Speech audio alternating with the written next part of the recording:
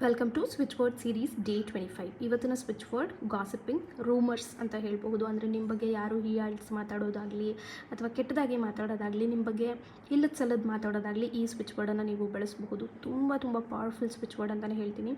And ನಿಮಗೆ ಗೊತ್ತಿರಲ್ಲ ಯಾರ ಥರ ಸ್ಪ್ರೆಡ್ ಮಾಡ್ತಾ ಇದ್ದಾರೆ ಏನು, ದೆನ್ ಆಲ್ಸೋ ಫೈನ್.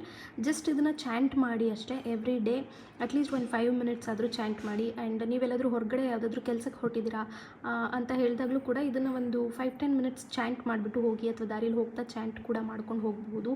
ನಿಮ್ಮ ಆಫೀಸಲ್ಲಿ, ವರ್ಕ್ ಪ್ಲೇಸ್, ಮನೆ, ಯಾರು ರಿಲೇಟಿವ್ಸ್ ಯಾರು ಬೇಕಿದ್ರೂ ಆಗಿರ್ಬೋದು, ಈ ಸ್ವಿಚ್ ವರ್ಡನ್ನು ನೀವು ಬಳಸಿ ನೋಡಿ. Switch word is divine wolf, bring charm, order, guard, now.